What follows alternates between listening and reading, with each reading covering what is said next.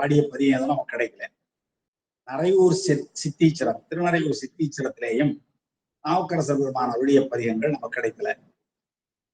அப்புறம் பாலூரும் இன்மொழியாள் பாகனார் கடல் பரவி பாலை போல இனிமையான மொழியை பேசுகின்ற உமையம்மையாருடைய உமையம்மையை பாகமாக கொண்டிருக்கிற பெருமானுடைய திருவடியை பரவி மேலூரி விடைக்கொடியார் மேவுமிடம் பல பாடி செல்கிறார் நம்முடைய நாவுக்கரச பெருமான். ஊர்தியாகவும் கொடியாகவும் இடவத்தை கொண்டிருக்கிற பெருமான் எங்கெல்லாம் எழுந்தருளி இருக்கிறாரோ அந்த திருத்தலங்களுக்கெல்லாம் சென்று பாடி நிறைவாக சேலூர் தன் பனை சூழ்ந்த தென் திருவாஞ்சியம் அடைந்தார். சேல் ஊறுகின்ற சேல் மீன்கள் ஊர்ந்து ஊர்ந்து செல்கின்ற குளிர்ந்த வயல்கள் சூழ்ந்திருக்கிற தென் திருவாஞ்சியம் அடைந்தார். அழகான திருவாஞ்சியம் என்னும் திருத்தலத்தை சென்றடைந்தார் என்பது 216வது பாடல். திருவாஞ்சியத்திலே நம்முடைய நாவுக்கரச பெருமான் பாடியிருக்கிற பதிகம் கிடைத்திருக்கிறது. ஒரு 5ஆம் திருமுறையில உள்ள திருக்குறுந்தொகை பதிகம். அதை அடுத்து நாம் பார்க்க வேண்டும். அதற்கு பிறகு அடுத்த திருத்தலமாக பெருவோன் சொல்கிறார். திருவாஞ்சியத்தில் 5வது திருமுறையில் பாடியிருக்கிற ஒரே ஒரு பதிகம் கிடைத்திருக்கிறது. அவர் 5வது திருமுறையில் பாடியிருக்கிறேன்னு நாம் சொல்லக்கூடாது. உண்மையில் அவர் பாடிய வழி நம்மாலே தொகுக்கப்பட்டிருக்கிற 5ஆம் திருமுறையில ஒரு பதிகம் நாம் பெற்றிருக்கிறோம். அடுத்து அவர் எந்த தலத்துக்கு செல்கிறார்? திருவாஞ்சியம் அணைந்தார், பெருமானை வணங்கினார், ஏத்தி பாடினார். அதன் பின்னாலே எங்கு சென்றார் என்பதை அடுத்த பாடல் 217வது பாடல்ல பார்க்கிறோம். அதையும் பார்த்துவிட்டு அதிலே ஒரு தலம் குறிப்பிடப்படுகிறது. அந்த தலத்தினுடைய பதிகத்தையும் நாம் இங்கு சிந்திக்க வேண்டும். அது எது என்றால் பெருவாச மலர்ச்சோலை பெருவேளூர் பணிந்தேத்தி. பெருவாச மலர்ச்சோலை, மலர்ச்சோலை என்றாலே மனம் வீசினாதானே மலர். மிகப்பெரிய சோலைகள், மனமுடைய சோலைகள், அப்படிப்பட்ட சோலைகள் சூழ்ந்திருக்கிற பெருவேளூர் என்னும் திருத்தலம். பெருவேளூர் என்பது நம்முடைய திருவாரூரிலிருந்து போகிற வழியில் மணக்கால் என்ற ஊரில் இறங்கி ஒரு 1/2 கிலோமீட்டர் தூரத்துல போக வேண்டியது. அத மணக்கால் ஐயம்பேட்டை என்று இப்பொழுது வழங்குகிறார்கள். இந்த பெருவேளூர் என்னும் திருத்தலத்துக்கு இப்பொழுது வழங்குகிற பெயர் மணக்கால் ஐயம்பேட்டை. அந்த திருத்தலத்துக்கு செல்கிறார். பெருவாச மலர்ச்சோலை பெருவேளூர். நல்ல பெரும் சோலைகள், நல்ல மனம் வீசுகிற சோலைகள். வாசம் மலர்ச்சோலை, வாசம் பெருமலர்ச்சோலை. நல்ல மனம் வீசுகின்ற பெரிய மலர்ச்சோலைகள் நிறைந்திருக்கிற பெருவேளூர் என்னும் திருத்தலத்தில் எழுந்தருளியிருக்கிற பெருமானை பணிந்து புகழ்ந்து பாடி அதன் பின்னாலே முருகாரும் மலர்கொன்றை முதல்வதிபிறவும் எழுந்தருளியிருக்கிற பலவற்றுக்கு செல்கிறார். முருகாரும் மலர்கொன்றையினால் அழகு நிறைந்திருக்கிற மலராகிய கொன்றை மலரை அணிந்திருக்கிற முதல்வனாராகிய சிவபெருமான். கொன்றை மலரை அணிந்திருக்கிறவர் என்பதே சிவன் தான். அவர் எழுந்தருளியிருக்கிற பதிப்பிறவும் பெருவேளூரை வழிபாடு செய்ததற்கு பிறகு சிவனார் எழுந்தருளியிருக்கிற பதிப்பளவும் சென்றேத்தி திருஆரும் விளமருடன் என்றால் திருவிளமர் என்ற ஒரு திருத்தலம், சைவத்திரு விளங்குகிற விளமர், அதை திருவாரும் விளமர் என்கிறான். அந்த விளமர் என்னும் திருத்தலத்துடன் விளம்பர் சென்றிறைஞ்சி திருவாரூருக்கு அண்மையில் இருக்கிற ஒரு திருத்தலம். அங்கிருந்து வாகீசர் தான் நம்முடைய நாவுக்கரச பெருமான்.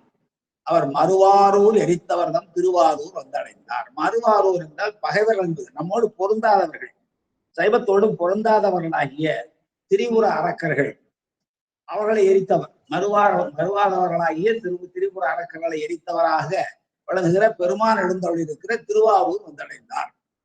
என்னன்னா திருவாஞ்சியத்தை வழிபாடு செய்தார். அங்கு பாடிய பதிகங்கள் கிடைத்திருக்கின்றன. அங்கிருந்து பெருவேளூர் செல்கிறார். பெருவேளூர்ல அவர் பாடிய பதிகம் கிடைத்திருக்கிறது. அதன் பின்னாலே திருவிளம்பர் செல்கிறார். திருவிளம்பர்ல அவர் பாடிய பதிகம் நமக்கு கிடைக்கல.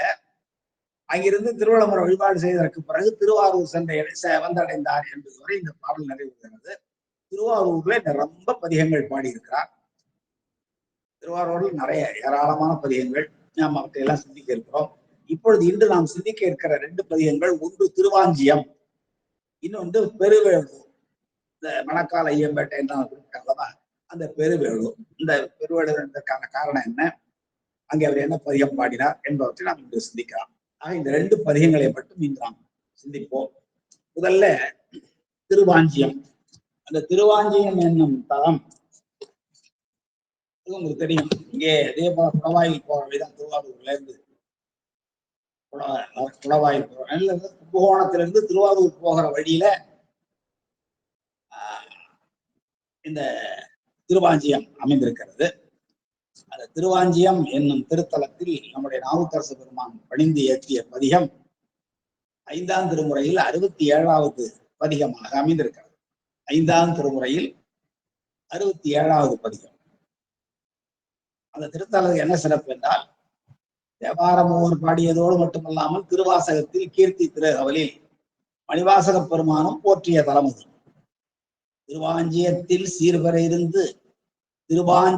சீர்வர இருந்து மறுவார் குழலியோடு மகிழ்ந்த வண்ணமும் என்று பெருமானுடைய கீர்த்திகளை எல்லாம் பொழுது பாடிக்கொண்டே வருகிற மணிவாசக பெருமான் இங்கே திருவாஞ்சியம் என்னும் திருத்தலத்தில் மிக அதாவது மணக்கோலம் போன்ற சீர்வர இருந்து மறுவார் குழலி நல்ல இயற்கையாகவே மனம் பொருந்திய கூந்தலை உடையவளாகிய உமையம்மையோடு மகிழ்ந்து தங்கியிருந்த அந்த வண்ணத்தையும் பாடியிருக்கிறார். மறுவார் குழல் மறுன மாசன மறுவார் குழலி என்றால் இயற்கையாகவே மனமுடைய கூந்தலையுடைய உமையம்மை என்பது பொருள்.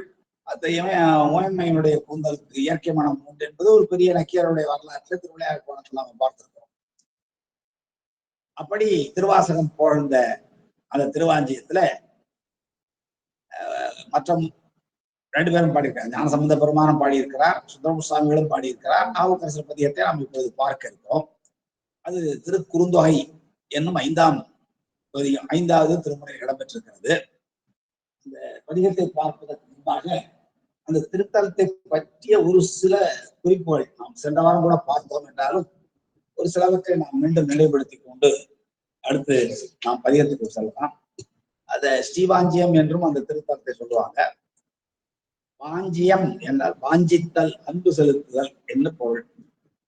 நம்முடைய மகாவிஷ்ணு என்ன பண்றாரு, மகாலட்சுமியை தன்னிடம் அன்பு செலுத்துமாறு பெருமானிடம் வேண்டிக் கொள்கிறார். இது காசிக்கு தலமான தலங்கள்ல இது ஒன்று. 7 தலங்கள் சொல்லுவாங்க காசிக்கு தலமான, இணையாக 6 தலங்கள். அதுல இது ஒன்று திருவையாறு, வேதாரண்யம், நம்முடைய மயிலாடுதுறை, திரு இடைமருதூர், திரு வெண்காடு, திருவாஞ்சியம் என்ற 6 தலங்களும் காசிக்கு இணையான தலங்கள் என்று குறிப்பிடுவார்கள். இங்க திருமால் என்ன பண்றாரு, சிவபெருமானை வழிபாடு செய்கிறார். இதற்காக இலக்குமி, அதாவது அவருடைய துணைவியார் லட்சுமி தன்னிடம் வாஞ்சியோடு இருக்க வேண்டும் என்று வரம் பெறுகிறார். அதனாலதான் திருவாஞ்சியம் என்ன பெயரை பெறுகிறது. திருவை வாஞ்சித்த தலம். திரு என்ன லட்சுமி, மகாலட்சுமி திருமால், அவளை வாஞ்சித்த விரும்பிய தலம். அவள் தன்பால் அன்பு செலுத்த வேண்டும், வாஞ்சியோடு இருக்க வேண்டும் என்று சிவனை வழிபாடு செய்து வரம் பெற்ற தலம் திருமாலுக்கு. அங்கே மற்ற சிறப்புகளை எல்லாம் பார்த்திருப்போம். அங்க ஒரு அருமையான கோயில் அது. யமனுக்குன்னு தனி ஆலயம் இருக்குங்க. யமன் வாகனமாகவே பெருமானுக்கு ஒரு நாள் திருவிழா காலத்தில் விளங்குவார். இப்படி பல சிறப்புகளை உடைய அந்த திருத்தலத்துல ஞானசம்பந்தரும் அப்பர் சுவாமிகளும் திருவேழிமலையிலிருந்து இங்க புறப்பட்டு வந்து வணங்கி இருக்கிறார்கள். அவர் சுந்தரமுசாமிகள் நன்னிலத்து பெருங்கோயிலை பணிந்து திருவேழிமலையில வணங்கி தலத்திற்கு வந்து சேர்ந்தார் என்பதெல்லாம் அவருடைய வரலாற்று நாம் பார்க்க இருக்கிற நிகழ்ச்சிகள். இப்பொழுது நாம் அந்த பதிகத்துக்குள் செல்றோம். அதோட குப்த கங்கை என்ற அந்த திருக்குளம் ஒன்று இருக்கிறது. கோயில்களை பார்த்தோம்னா ஒரு திருக்குளம் சாட்டு, அது வடகிழக்கு திசையில் இருக்கும் கோயிலுக்குள்ள. அங்க திருக்கோயிலுக்குள்ளேயே மதுச்சுவருக்குள்ளேயே இருக்கிற ஒரு திருக்குளம் குப்த கங்கை என்று பெயர். அது கார்த்திகை மாதத்துல ஞாயிறு தோறும் சுவாமி தீர்த்தம் கொடுக்கிற திருக்குளமாக விளங்குகிறது. மக்கள் ஞாயிற்றுக்கிழமைகளில் நீராடி சிறப்பு பெறுகிறார்கள் என்பது வரலாறு. அப்படிப்பட்ட ஒரு திருவாஞ்சியம் எனும் திருத்தலத்தில் அப்பர் சுவாமிகள் பாடியிருக்கிற ஒரு தேவாரத்தை ஒரு திருமுறையில் நாம் இப்பொழுது பார்க்க இருக்கிறோம். 5ஆம் திருமுறையில் 67வது படி. திருச்சிற்றம்பலம். படையும் பூதமும் பாம்பும் உள்வாய் அழல் உடையும் தாங்கிய உத்தமனார்க்கு இடம் உடைநிலாவிய பூம்பொழில் வாஞ்சியம் அடையவல்லார்க்கு அல்லலில்லையே. ரொம்ப எளிமையா சொல்றாரு. ஆனால் எவ்வளவு கடினமான செயல் என்பதை அனுபவத்தின் வாயிலாகத்தான் உணர முடியும். என்ன சொல்ற பாருங்க, படையும் பூதமும் பாம்பும் புல்வாய் அகழுடையும் தாங்கிய உத்தமனார். இது பெருமானுடைய அடையாளம். அவர் என்னெல்லாம் வச்சிருக்கிறாரு? படை, என்ன படை வச்சிருப்பாரு? அவர்கிட்ட சூழப்படை இருக்கு, மழுப்படை இருக்கிறது. இதெல்லாம் அவர் கையில இருக்கிற படைகள். படையும் பூதமும் எப்பொழுதும் பெருமானை சூழ்ந்து ஆடிக்கொண்டும் பாடிக்கொண்டிருக்கிற பூதகணங்கள். பாம்பு அவர் கழுத்திலேயும் தலையிலேயும் இடையிலேயும் காலிலேயும் கையிலேயும் எங்கு பார்த்தாலும் விளங்குகிற அணிகலன் பாம்பு. புல்வாய் அதழ், அதழுடை. அதழ் உடைனா தோல் உடைன்னு அர்த்தம். அதழ்னா தோல், புல்வாய்னா மாந்தோலை ஆடையாக அணிந்திருக்கிறார், மாந்தோலை உடையாக அணிந்திருக்கிறார் என்று ஒரு குறிப்பு காணப்படுகிறது. அதை நமக்கு இதுவரைக்கும் தெரியும். யானை தோலை போர்த்திருக்கிறார், புலியின் தோலை இடையில அரைக்கசைத்திருக்கிறார் தெரியும். மாந்தோலை அணிந்திருக்கிற வரலாறு தெரியல என்றாலும் அணிந்திருக்கிற பூநூலில் மாந்தோலை இணைத்து அணிவது என்பது ஒரு மரபு. அந்த மரபின்படி கூட இருக்கலாம். இங்கே புல்வாய் என்றால் புல்வாய் அதனுடையும் தாங்கிய இவற்றையெல்லாம் அணிந்திருக்கிற, தரித்திருக்கிற உத்தமன். நம்ம அன்று கூட பார்த்தோம். உத்தமன் என்றால் மிக உயர்ந்தவன், மேலானவன், நல்ல நற்குணங்கள் நற்பண்புகள் எல்லாம் நிரம்பியவன் என்பதோடு மட்டுமல்லாமல் தனக்கு தனக்கு தனக்கு என்று தருவதை விட தான் மற்றவருக்கு பயன்பட வேண்டும் என்று பிறருக்காக வாழ்கிறான். அதுதான் உத்தமன்.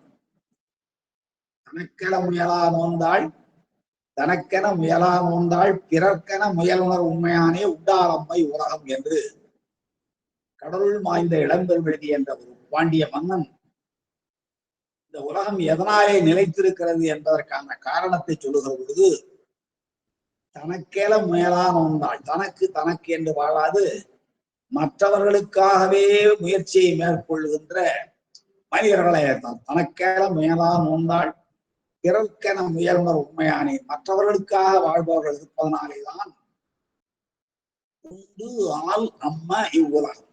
உண்டு இவ்வுலகம் ஆள் என்பது அசைகளை பொருளில்லை. இந்த உலகம் இருக்கிறது என்ன, ஒரு பெரிய பாடம். நாங்க என்னதான் நமக்கு தேவை இப்போ. அது போல உத்தமன் என்றால் தனக்கென வாழாமல் மற்றவர்களுக்காகவே முயற்சி செய்து தன்னுடைய மனத்தால் மொழியால் மெய்யால் தொண்டு செய்கிறவர்கள் யாரோ அவர்கள் தான் உத்தமர்கள். அப்படிப்பட்ட உத்தமன் தான் பெருமான். இந்த தன்மைகளை எல்லாம் பொருந்திய ஒரே உத்தமன் யார் என்றால் பெருமான் தான். ஏனென்றால் என்றும் அவர் தனக்கென வாழ்ந்ததில்லை, தனக்கென எதையும் வேண்டியதில்லை, எந்த செல்வத்தையும் தனக்கென்று வைத்துக் கொள்வதும் இல்லை. பிற கடவுள்கள் அப்படி இல்லைங்க. திருமாலை உத்தமன் என்று சொல்வார்கள், புருஷோத்தமன் என்று சொல்வார்கள். பெருமானுடைய சக்தியில புருஷ சக்தி தான் மகாவிஷ்ணு. அதனாலே பெருமானை சார்ந்திருக்கிறதுனாலே உத்தமன் சொல்லலாம். இதை விட தனக்கென முயலாது பிறர்க்கென வாழ்ந்தவர் என்று சொல்ல முடியாது.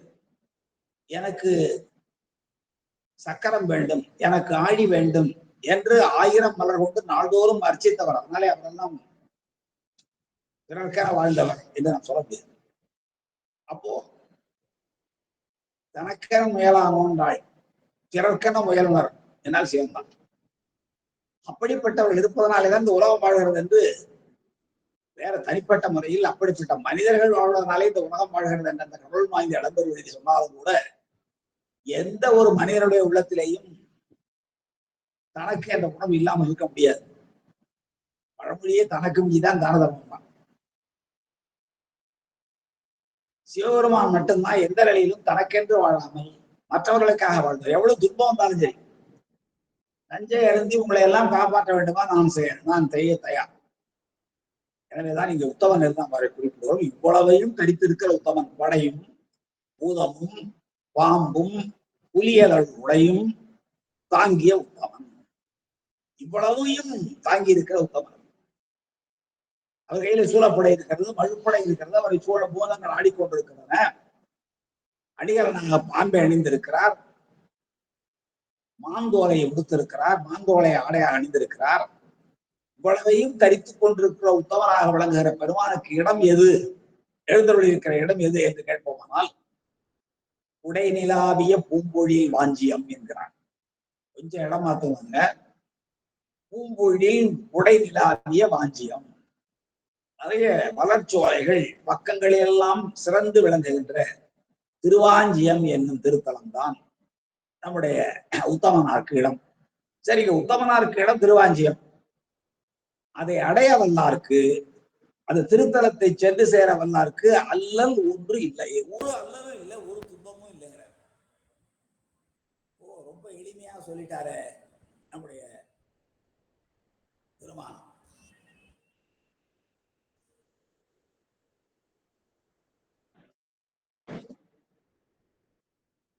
என்னங்க வாஞ்சியம் போறது ஒன்றும் கடினமான வேலை இல்லையே, வாஞ்சியத்தை அடைய வல்லாருக்கு அல்லல் ஒன்று இல்லையான்ட்டாரு.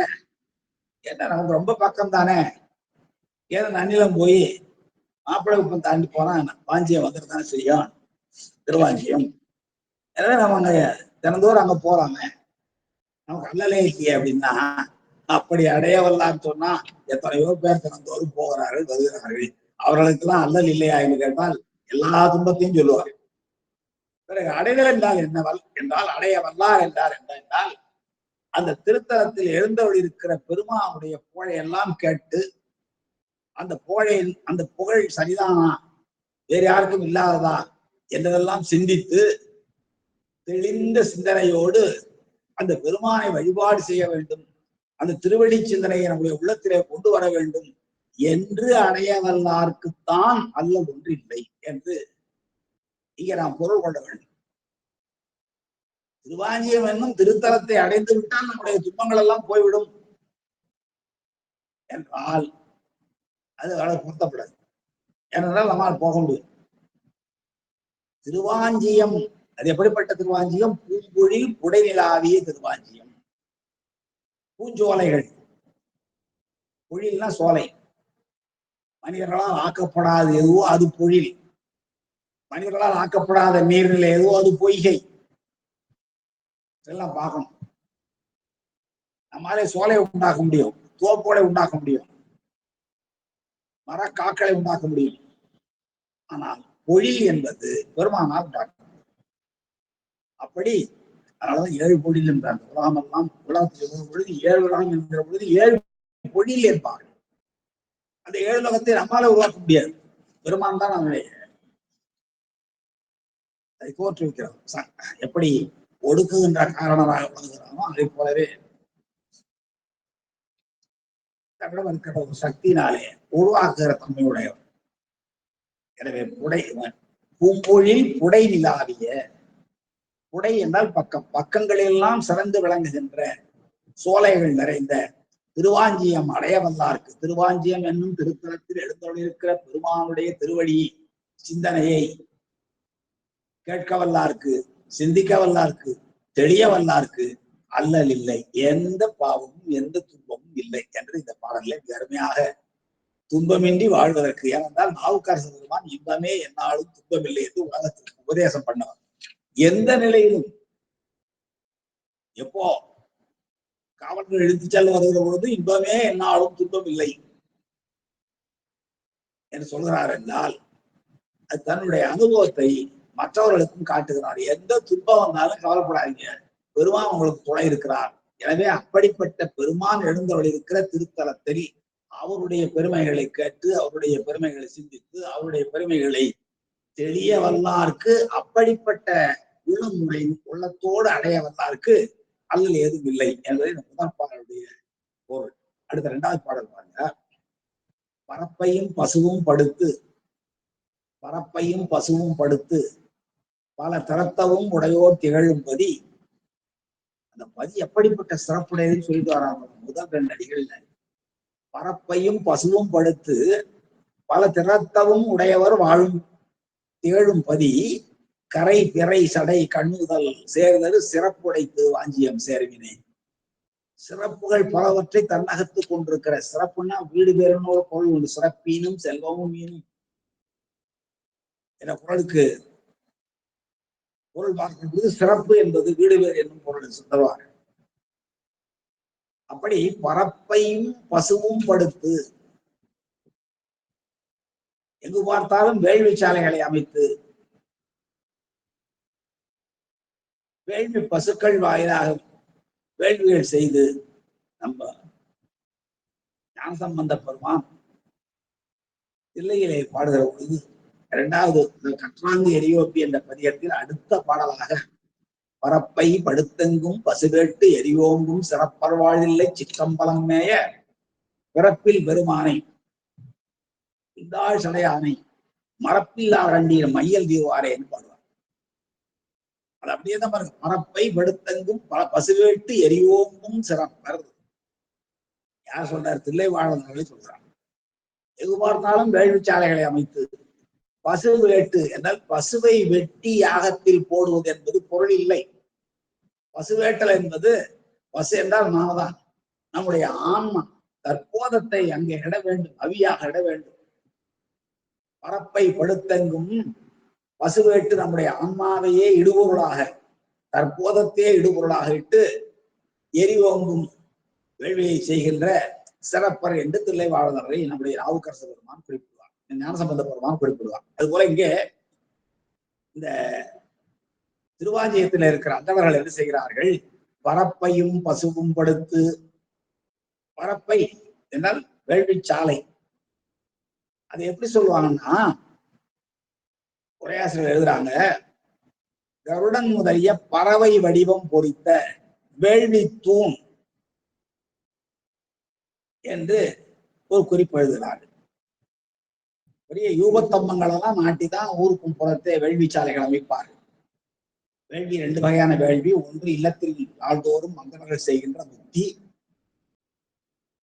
மற்றொன்று ஊருக்கு புறத்தே யூபத்தூபங்கள் யூபத்தூண்கள் நட்டு வேள்வி தூண்கள் வேள்வி தம்பங்கள் யூபத்தம்பங்கள் நட்டு மிகப்பெரிய வேள்வி சாலைகளை அமைத்து சிவமகாயாகங்கள் செய்வது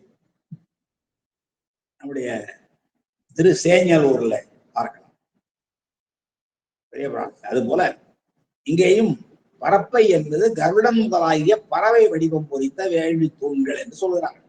எப்படி வேள்வி தூண்கள் தான் பரப்பை படுத்தும் வேள்வி சாலைகளும் மிகப்பெரிய யூபத்தம்பங்களும் நட்டு பசுவேட்டி எறிவோ முதல் இங்கேயும் பசு என்பது பசுவை வெட்டி போடுதல் இல்லை, வேள்வி பசுக்கள் பசுவும் எடுத்து படுத்து பல திறத்தவும் உடையோர் திகழும்பதி, அதாவது பல வேள்விகளையும் செய்கின்ற ஞானமுடையவர்களாகிய அந்தவர்கள் வாழ்கின்ற பதி விளங்குகிற பகுதி பதி. வேதங்கள்ல நிறைய வேதங்கள் சோமே யாகம் தெரியும், வாஜபேய யாகம் தெரியும், நிறைய யாகங்கள் இருக்கின்றன. அந்த யாகங்களை செய்வதற்குரிய தனித்தனி திறன் உடையவர்கள் இருக்கிறார்கள். அதுதான் பல திறத்தவர்கள். பல திறத்துவம் உடையோர் பல்வேறு வகையான யாகங்களை செய்கின்ற, ஆனா எல்லாம் நோக்கம் சிவமகாயாகம். அந்த சிவமகாயாகத்தில் பல பிரிவுகள் உண்டு. அஸ்வமேத யாகம் உண்டு, வாஜபேய யாகம் உண்டு, சோமயாக யாகம் உண்டு. இப்படி பல யாகங்கள் இருக்கின்றன. ஒன்றொன்றிலும் பல வகைகள் இருக்கின்றன. அப்படிப்பட்ட யாகங்கள் பலவற்றையும் செய்கின்ற அந்தவர்கள் பல்வேறு வகைப்பட்ட திறத்தை உடையவர்கள். எல்லாராலும் ஒரே மாதிரி செய்ய முடியாதுதான் சொல்கிறார்.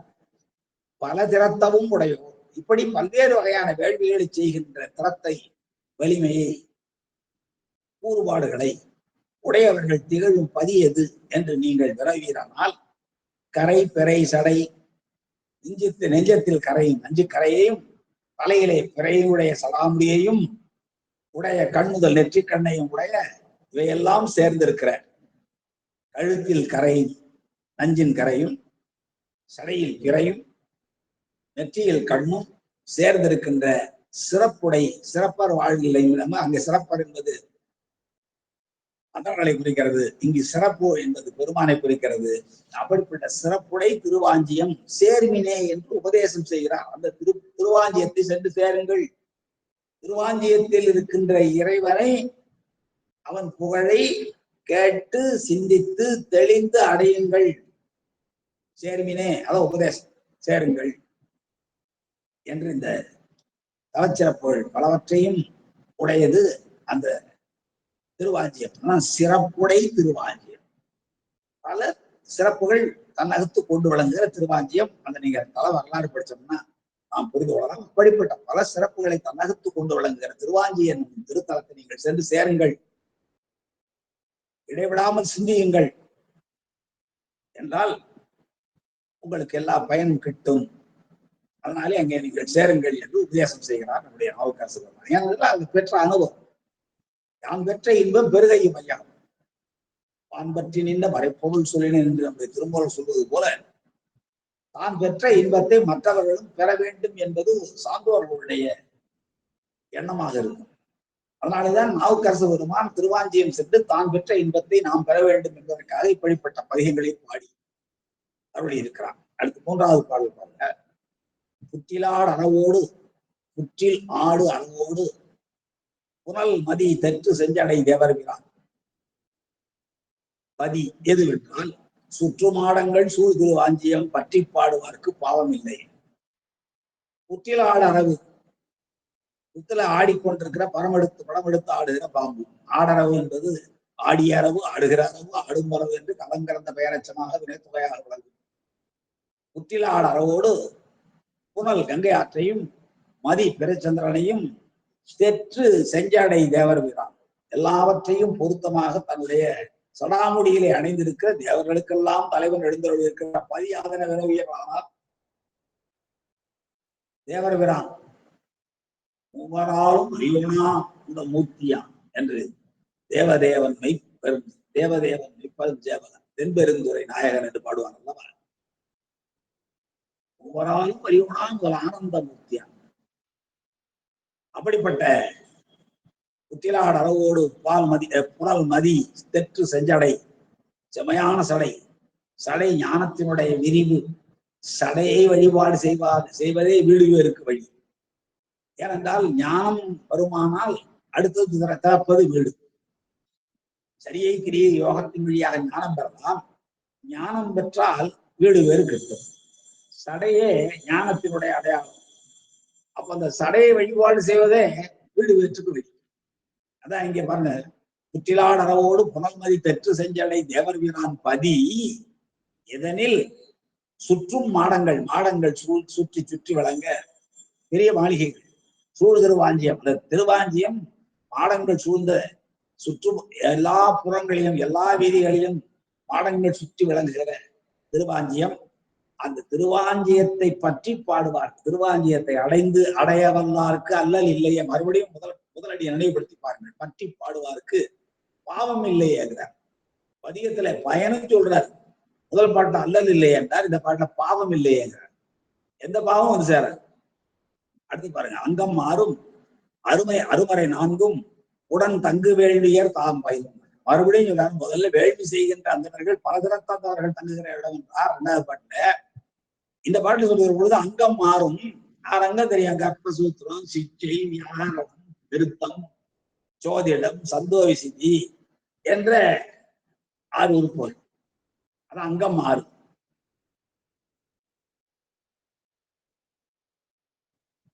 ஆனந்தம் 4 வேதம் ஆயினானையும் பாடுவார். எல்லாம் பெருமான் தான். ஆகமும் ஆகி நின்று அன்னிப்பானவன் தான். ஆகமும் ஆகி நின்று அன்னிப்பான் பெருமானே ஆகமும். அதே போல அவனைதான் 4 வேதம் 6 அங்கம் எல்லாம் பெருமான் தான். அதான் இங்க அங்கம் மாறும் அருமறை 4ம் திருக்கேஜூர் சாம அதர்வணம் என்று சொல்லப்படுகிற உணவருக்கு அரிய வேதங்கள் 4ம் உடன் தங்கு வேள்வியர் எல்லாம் பொருந்தி செய்கின்ற வேள்வியர், வேள்வியை செய்கின்ற அந்தணர்கள் தாம் பயிலும் நகர், அந்தணர்கள் தாம் பயிலுகின்ற வாழ்கின்ற இப்படிப்பட்ட தொண்டுகளை செய்து வாழ்கின்ற, வேள்விகளை செய்து வாழ்கின்ற, ஓதல் ஓதுவித்தல் வேட்டல் வெற்பித்தல் ஈதலையற்ற என்னும் அருள்களை மட்டுமே செய்து வாழ்கின்ற அவர்கள் வாழ்கின்ற நகர் எது எனில் விளக்கமாக தோன்றுகிற ஊரைத்தான் நகர் என்று சொல்வார்கள். போன பாட்டுல மாடங்கள் சுற்றும் வாஞ்சியம்னர் போனத சுற்று மாடங்கள் சூழ் திரு வாஞ்சியம்னர். மாடங்கள் மாடங்கள்ல மாளிகை, பெரிய பெரிய மாளிகைகள் விளங்குவதனாலே தான் அது எல்லா தரங்களை விட எல்லாருக்கும் தெரிகின்ற அளவுக்கு விளங்குகிறது. நகுதல் என்றால் விளக்கமாக தோன்றுதல் என்பது. அவன் நக்கான் சிரித்தான் என்றால் நகுதல் காரணமாக அவனுடைய முகம் விளங்குகிறது. பெண்கள் நகையடிகிறார்கள். அது விளக்கத்தை, அவர்களுடைய விளக்கத்தை மேலும் அதிகப்படுத்தி காட்டுவதனாலே நகு. நகு என்றால் விளக்கம் என்று பொருள். நகர் என்பது சிற்றூர்களிலிருந்து வேறூரை வேறுபடுத்தி காட்டு விளக்கமாக வழங்குவதனாலே அதுக்கு நகர்ந்து பேர். ஒரு ஊர்ல கோயிலுக்கு நகர்ந்து பேர். இப்ப நம்ம ஊரில் இருக்க மாயூரநாதர் கோயிலாக இருக்கலாம், ஊர்ல இருக்கிற வெளித்துணைநாதர் கோயிலாக இருக்கலாம், அல்லது எந்த திருக்கோயிலாக எடுத்தாலும் ஒரு ஊரில் வெளிப்படையாக விளக்கமாக தோன்றுவது நகர் என்ற அந்த கோயில் தான். மிகப்பெரிய இடமாக இருக்கும். பழங்காலத்துல கோயிலை மையமாக கொண்டுதான் வாழ்க்கையே அமைந்தது. அரங்கூர் அவயங்கள் நீதி வழங்குற இடம் அங்கதான் இருந்தது. தேர்தல் நடக்கிற இடங்கள் அங்கதான் இருந்தது.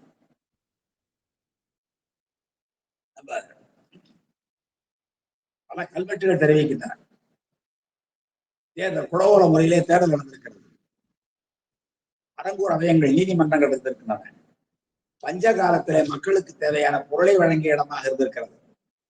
அதனால்தான் பிறகு தருவோம் என்று கோட்புலி நாயனார் திருவரையாக்கல் என்று சூடுரைத்து சென்ற அந்த நெற்கூடுகளை பிரித்தது மக்கள் பெற்றார்கள். அதே போல வெள்ளம் வந்தாலும் பஞ்சம் வந்தாலும் மக்களை காப்பாற்றுகிற இடமாக திருக்கோயில்கள் அடங்கி இருக்கின்றன. அதனாலேதான் அது விளக்கமாக இருந்தாலும் நகர்ந்து பேரு திருக்கோயிலுக்கு. திருக்கோயிலுக்கு நகர் என்ற பெயர் உண்டு. ஆதாரம் வேண்டும் என்றால் நான் சொல்கிறேன். முக்கட்செல்வர் நகர்வலம் செயற்கே. ஒரு புலவன் பாடுகிறான் வள்ளலை அரசனை, உன்னுடைய வெண்கொற்ற குடை முக்கண் செல்வராகிய சிவாலயத்துக்குள் வருகிற பொழுது தாழ்ந்திருக்க வேண்டும். மற்ற இடங்களில் உயர்ந்து வழங்க வேண்டிய குடையானது முக்கட்செல்வர் நகர்வலம் செயற்கை. நகர்னா கோயில். முக்கட்செல்வராகிய பெருவான் எழுந்தவருடைய திருக்கோயிலை நீ வலம் வருகிற பொழுது உங்கள் வெண்கொற்ற குடை தாழ்ந்திருக்க வேண்டும். நகர் என்றால் கோயில் என்பது பொருள். காரணம் என்ன? ஒரு ஊர்ல விளக்கமாக தெரிவது நகர். ஒரு பெண்ணினுடைய அழகை வெளிப்படுத்தி காட்டுவது நகை விளக்கமாக காட்டுவது. முகத்தில் சிரிப்பு தான் முகத்தை விளக்கப்படுத்துவது. அதான் நகை. ஒன்று புன்னகை, இன்னொன்று பொன்னகை. அது போல இங்க பாருங்க, அங்கம் மாறும் அருமறை நான்கும் உடன் தங்கு வேள்வியர் தாம் பயிலும் நகர்.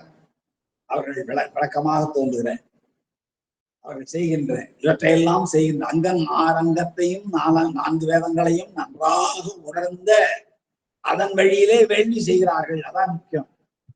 கற்றாங்கு எரியூர்மி கலியை வாராமே சென்றார். கற்றாங்கு என்றால் பள்ளிக்கூடத்துல போய் படிச்ச கல்வி இல்லை.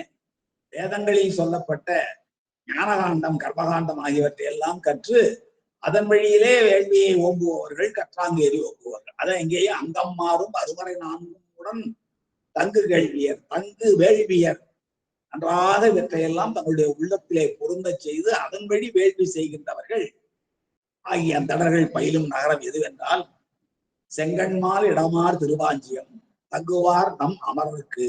அமரரை திருமாலை இடப்பாகத்திலே கொண்டிருக்கிற பெருமான் தங்கி இருக்கிற இடம்ங்கிறார். இடப்பாகத்துல அம்மையதானே கொண்டிருக்கிறார் என்றால் செங்கண்மால் சிவந்த கண்களையுடைய திருமால், தாமரையை போன்ற கண்கள் இருப்பதனாலே திருமாலுக்கு செங்கண்மால் என்று பெயர். புண்டரீகாட்சன் என்ற பெருமானுடைய பெயரை, திருமாலின் பெயரை வடமொழியில் சொல்வார்கள். அந்த செங்கண்மால் இடம் ஆற திருவாஞ்சி பெருமானுடைய உடம்புல அவருக்கு போர் கொண்டிருக்கிறார்.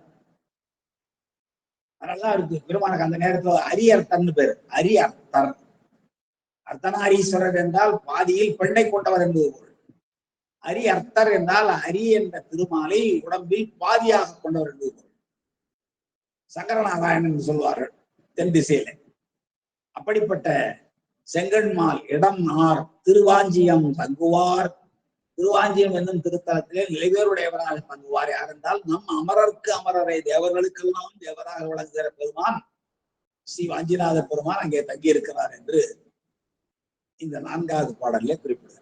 அடுத்த பாடல் எண் 5 இன்னும் அடையாளம் சொல்கிறார். நீரு பூசி நிமிர்சடை மேல் பிறை 6 சூடும் அடிகள் உரைப்பதி. அவர் திருத்தலத்தை முதல்ல 2 அடிகளில் மிக அழகாக சொல்லிக் கொண்டே வருகிறார். நீரு பூசி, நீற்றினே நிறைய பூசி,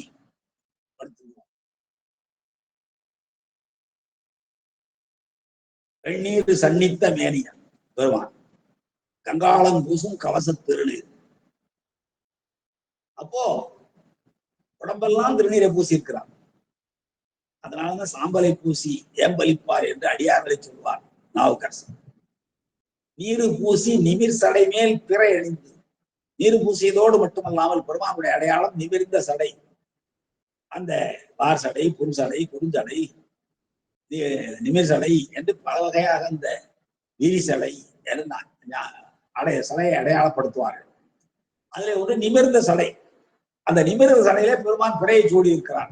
நீரினை உடம்பெல்லாம் பூசி, நீரு பூசி நிமிர் சடை மேல் பிறை, அதோடு மட்டுமல்ல 6 சூடும், பிறை சந்திரனையும் ஆற்றினையும் அணிந்து கங்கை ஆற்றையும் அணிந்திருக்கிற அடிகள்.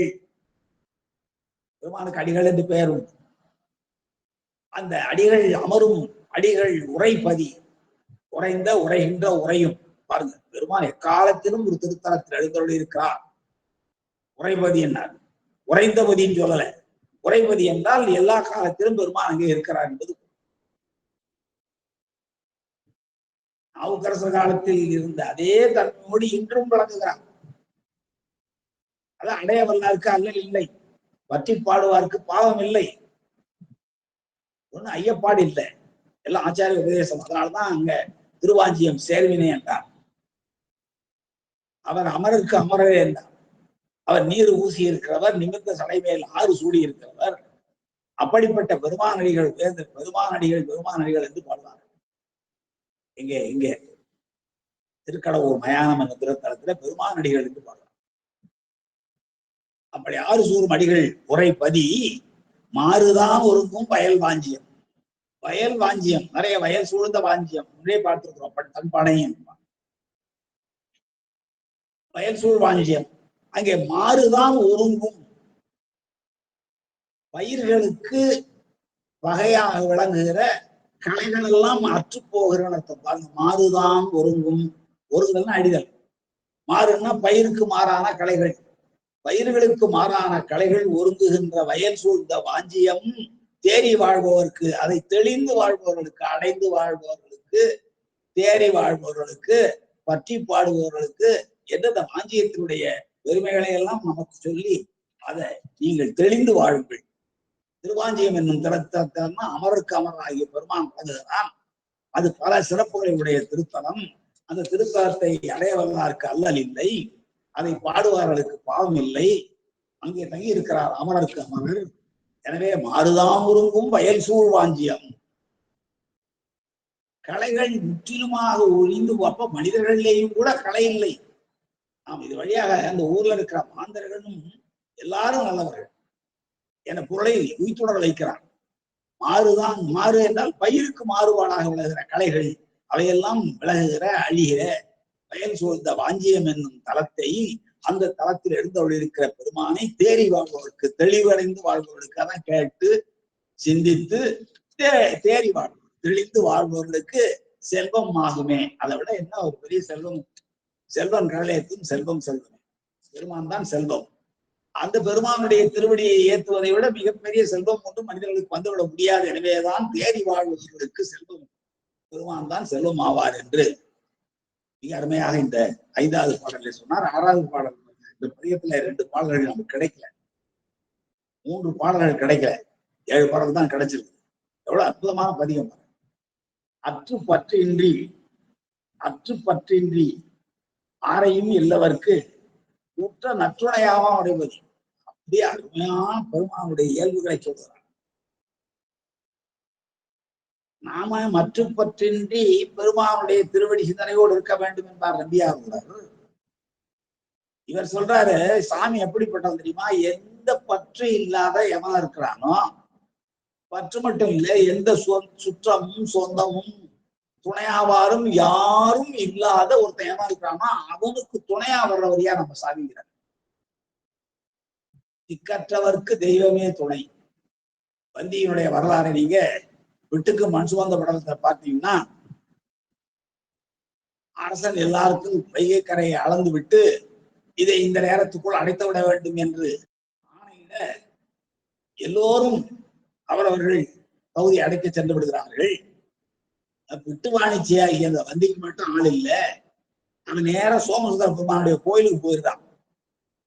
அங்க போய் திக்கற்றவருக்கு தெய்வம் தானே துணை, அரசன் இப்படி ஒரு ஆணையிட்டு இருக்கிறானே, எனக்கு அளந்து விட்ட கரையை அடைப்பது யார் என்று பெருமானிடம் முறையிட்டு வீட்டுக்கு வந்துடுறா. கொஞ்ச நாள் கழிச்சு மண்வெட்டியையும் கொட்டுக்கூடையையும் சுமையறையும் சுமந்து கொண்டு அழுக்கடைந்த வேட்டியை இடையில் கட்டி கொண்டு கூலி கொடுத்து என் வேலை கொள்வாருண்டோ என்று வீதியில் கூவிக்கொண்டே வருகிறார்.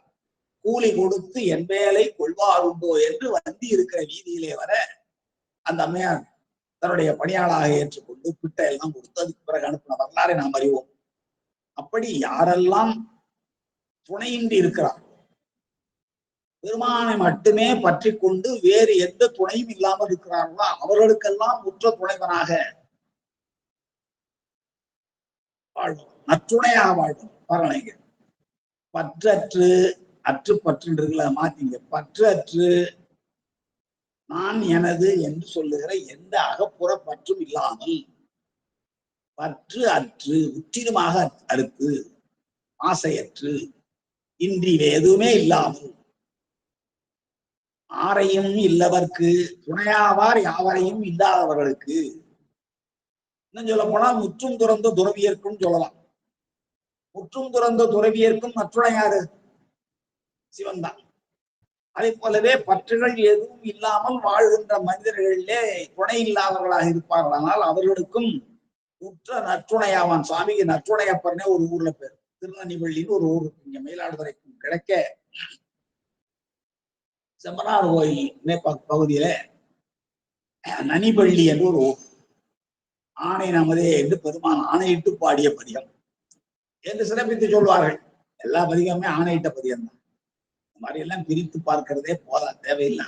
ஆணையிட்ட பதிகம் அப்ப மற்ற பதிகங்கள் ஆணையிடாத பதிகமா. பாடல் பெற்ற திருக்கோயில வழிபாடு செய்ய வேண்டும் என்றால் பாடல் பெறாத திருக்கோயில்கள் இருக்கிற பெருமான் சிவபெருமான் அருள் நோக்கம் உடையவர் இல்லையா?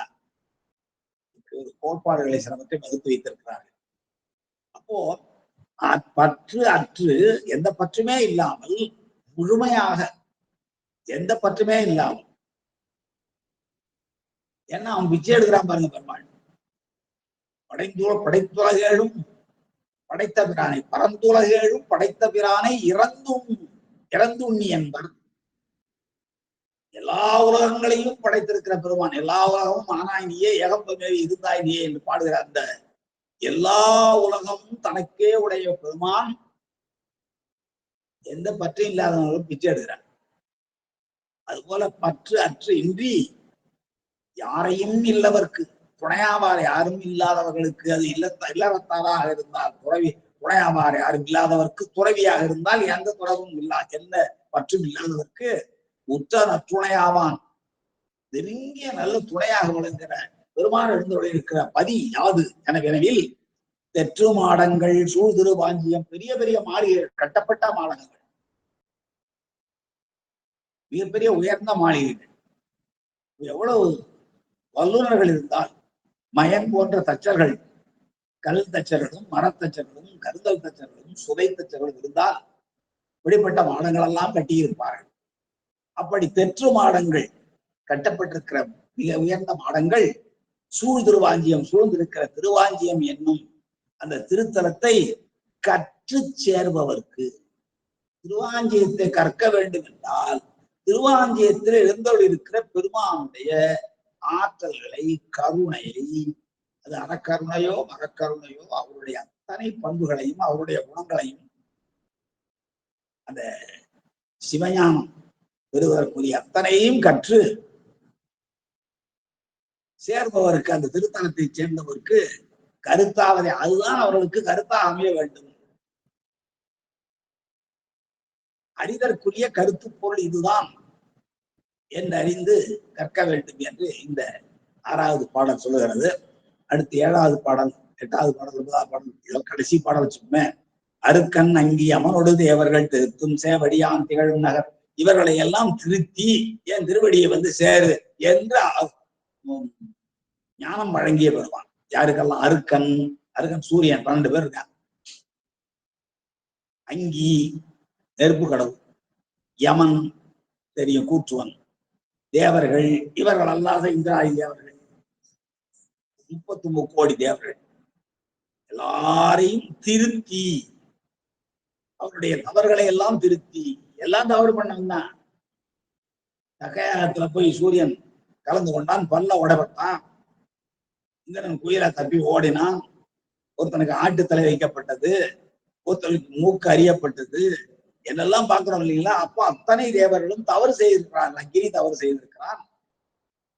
அந்த தவறு செய்த அக்னி தான் செய்த தவறுக்காக வருந்தி ஒரு அக்னி தீர்த்தத்தை உருவாக்கி அதிலே நீராடி பெருமானை வழிபாடு செய்த இடம்தான் இங்க பொன்னூர் என்ற திருத்தலம். இப்படி நிறைய திருத்தலங்கள்ல நாம் பார்க்கணும். அப்ப தவறு செய்கிற அக்னியாக இருந்தாலும், வருணனாக இருந்தாலும், யமனாக இருந்தாலும், மற்ற இந்திராதி தேவர்களாக இருந்தாலும் எல்லாரும் தவறு செய்கிறார்கள். தவறு செய்தவர்களை கொண்டு வந்து பெருமான் தன்னுடைய திருவடியில சேர்த்துக் கொள்ள மாட்டார். அந்த தவறுகளை திருத்தித்தான் சேர்ப்பார். வெத்தான் சாம்பானுக்கு புத்தி கொடுக்க வேண்டும் என்று உமாவதி சிவனாருக்கு கடிதம் எழுதுகிற பொழுது அவனுடைய அவன் தீட்சை கொடுக்கிற பொழுது என்ன எல்லா பாவங்களும் நீக்கப்படும். வேதமர தீக்க செய்து முத்தி கொடுத்தல் முறை என்றான் கடிதத்திலே இருக்கிறார். என்றால் அருக்கன், அங்கி, அமனோட தேவர்கள் திருத்தும் சேவடியான். அவர்களை எல்லாம் திருத்தி தன்னுடைய செம்மை பொருந்திய திருவடியிலே சேர்த்துக் கொள்ளுகிற பெருமான் திகழும் நகர் எங்கே விளங்கி அருள் பாலிக்கிறார் என்றால் ஒருத்தி பாகம் உகந்தவன். ஒருத்தியை உடம்பில் பாகமாகவும் இன்னொருத்தியை தலையில் வச்சு ஒருத்தி பாகம் உகந்தவன் வாஞ்சியம் அருத்தியால் அடைவார்க்கு. அப்படிப்பட்ட திருவாஞ்சியம் என்னும் திருத்தலத்தை அருத்தியால் அன்போடு ஆசையோடு யார் அடைகின்றார்களோ அவர்களுக்கு இல்லை அல்லலே இல்லை, அல்லல் இல்லை, துன்பமே இல்லை, இன்பமே என்னாலும் துன்பம் இல்லை என்று நாவுக்கர் சொன்னதான். இங்கே இந்த பதியத்தை பார்த்தோம்னா என்னென்ன பாடல்கள்ல பயணம் சொல்லுகிறார். 1ஆம் பாடல்ல அல்லல் இல்லை என்றால், 2வது பாடல்ல வாஞ்சியம், 2வது பாடல்ல வாஞ்சியம் சேர்மன் என்று நமக்கு உபதேசம் பண்ணார். 3வது பாடல்ல பாவம் இல்லை என்றார். 4வது பாடல்ல பெருமான் தான் அமரர்களுக்கு தலைவர் என்றார். அடுத்த பாடல்ல எது நம்முடைய கருத்தாக இருக்க வேண்டும் என்றால் பெருமானுடைய சிந்தனை. தெற்றுமாடங்கள் திருவாஞ்சியம் சுற்றி கற்று சேர்பவர்களுக்கு அதுதான் கருத்தாக இருக்க வேண்டும் என்றார். கடைசியிலே தேவர்களாக இருந்தாலும் அவர்கள் தவறு செய்தவர்களை திருவடியில் சேர்ப்பதற்கு முன்பாக அவர்களுடைய தவறுகளை எல்லாம் திருத்தி தன்னுடைய சேவடியிலே சேர்த்துக் கொள்கிற பெருமான் ஒருத்தியை பாகமாக வைத்திருக்கிறான். அப்படிப்பட்ட பெருமான் எங்கிருந்து இருக்கிறான் என்று ஆசையோடு தேடி தேடி அத்திருத்தலத்தை அடைந்து அங்கே இருக்கிற பெருமானுடைய புகழை கேட்டு சிந்தித்து தெளிந்து அந்த சிந்தனையோடு என்று இருப்பவர்களுக்கு அல்லல் இல்லையே, எந்த துன்பமும் இல்லை என்று இந்த பதிக பயன் மிக அருமையாக இந்த பதிகம் அமைந்திருக்கிறது.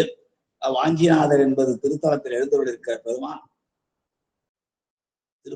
திருமகள் தன்னிடம் வாஞ்சியாக இருக்க வேண்டும் என்று சிவனிடம் வரம்பேண்டி பெற்றதனாலே வாஞ்சிநாதரானார். உமையாருடைய திருநாமம் வாழவந்த நாயகி என்று பெயர். அப்படிப்பட்ட ஒரு அற்புதமான திருத்தலம். நிச்சயமாக ஒரு முறை வழிபாடு செய்ய வேண்டிய அருமையான திருத்தலம் திருவாஞ்சியம் என்பது சைவ அன்பர்கள் வழிபாடு செய்ய வேண்டிய மிக இன்றியமையாத தலங்களில் ஒன்று.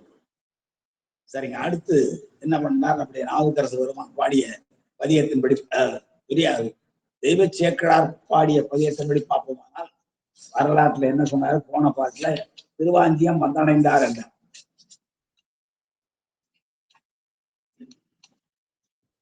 சேலூர் தன் பனை சூழ்ந்த தென் திருவாஞ்சியம் அணைந்தார் என்று 216வது பாடலை பாடியவர் திருவாஞ்சியம் அணைந்தார். திருவாஞ்சியத்தில இருந்த பெருமானை இப்படிப்பட்ட ஒரு பதிகம் பாடி போற்றி நமக்கெல்லாம் உபதேசம் பண்ணினார்.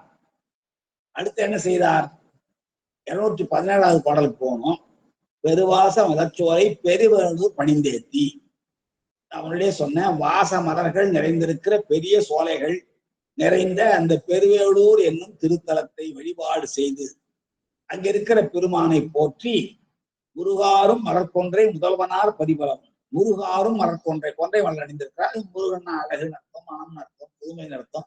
அப்படிப்பட்ட மனம் நிறைந்த அழகு நிறைந்த மனமாகிய கொன்றையை சூடி இருக்கின்ற முதல்வனாராகிய சிவபெருமான் எழுந்தொழி இருக்கிற பிற பதிகளையும் வணங்கி கொண்டு திருவாரும் விளமருடன் திருவாரூர் கண்மையில் இருக்க திரு ஆறும் விளமர் திருநா முத்தி திருவை வழங்குவதற்குரிய சிவத்திரு சைவத்திரு விளங்குகின்ற திருவிளமர் என்னும் திருத்தலத்தோடு திருத்தலத்தை சென்றிறங்கி அங்கிருந்த வாகீச பெருமான் மறுவாரூர் எரித்த வர்க்கம் திருவாரூர் பொருந்தாதவர்களாகிய திருப்புரார்க்கர்களை தன்னுடைய நகைப்பினாலேயே எரித்தவராக விளங்குகிற பெருமான் எழுந்துள்ளிருக்கிற புற்றிடம் கொண்டவராகவும் தியாகேச பெருமானாகவும் விளங்கிக் கொண்டிருக்கிற திருவாரூர் வந்தடைந்தார். திருவாரூர் என்னும் திருத்தலத்தை வந்து சேர்ந்தார். அந்த திருவாரூர் வந்து சேர்ந்ததுக்கு போது திருவாரூர் நிறைய பதிகம் பாடியிருக்கிறார். அதற்கு முன்னாலே பெருவாச மதச்சோலை பெருவேளூர் பணிந்தேத்தி பெருவேளூர் என்னும் ஒரு தலம். அந்த திருத்தலம் இங்க நான் முன்பே சொன்னது போல மணக்கால் ஐயன்பேட்டை என்னும் ஒரு திருத்தலம். அங்கே திருவூர் அந்த மணக்கால் ஐயன்பேட்டை என்னும் தலத்தில் இறங்கி ஒரு 1/2 கிலோமீட்டர் போறோம்னாக்கா இந்த பெருவேளூர் என்னும் திருத்தலம் வரும். அந்த திருத்தலத்தில் எழுந்தொழியிருக்க பெருமானை திருநேரிசை பதிகத்தில் 4ஆம் திருமுறையில் தொகுக்கப்பட்டிருக்கிறது. 60வது பதிகமாக 4ஆம் திருமுறையில் 60வது பதிகமாக தொகுக்கப்பட்டிருக்கிற அந்த பதிகத்தை நாம் விரைந்து சிந்திக்க வேண்டும் என்று சொல்லி திருத்தலத்தை பற்றிய ஒரு சிறு குறிப்பை மட்டும் நாம் பார்த்துவிட்டு அடுத்த பகுதி செல்லலாம், பதிகத்துக்கு செல்லலாம்.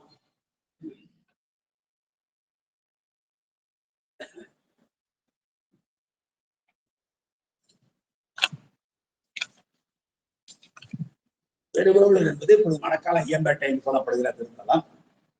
இந்த காவிரி தென்கரை தலத்துல 92வது காவிரி தென்கரையில் 127 பாடல் பெற்ற தலங்கள் உள்ளன.